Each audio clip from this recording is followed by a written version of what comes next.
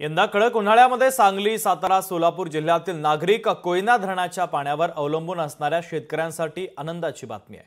धरणामध्ये उपयुक्त पाणीसाठा 36 टीएमसी शिल्लक असून जून महिन्याच्या 15 मे पर्यंत पाणीपुरवठा विना कपात सुरू राहील असं कोयना धरण व्यवस्थापनाने सांगितलेलं आहे।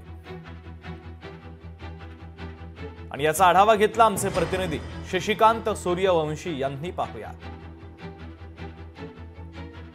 सध्या कडक उन्हाळा सुरू आहे आणि अशामध्ये धरणांच्या पाणी पातळीत कमालीची घट होताना एकंदरीतच पाहायला मिळत आहे। त्यामुळे पाण्याचा तुटवडा राज्यामध्ये भासत असताना एकंदरीतच पाहायला मिळत आहे।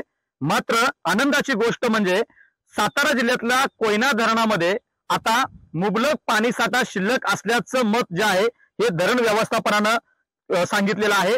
एकंदरीत आपण पाहिलं तर धरणात 36 टीएमसी पाणीसाठा हा आता सध्याच्या स्थितीमध्ये शिल्लक आहे आणि त्यामुळे या ठिकाणचा जो पाणीसाठा आहे हा पुरेसा पाणीसाठा असल्याचं इथल्या धरण व्यवस्थापनाचं मत आहे।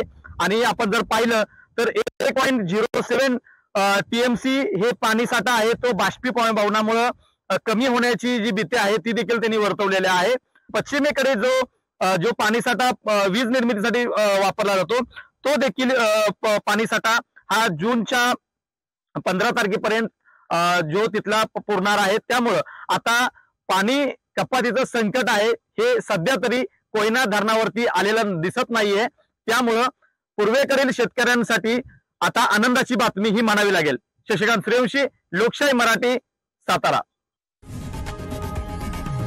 लोकशाही मराठी ऐका, पहा, जागरूक रहा।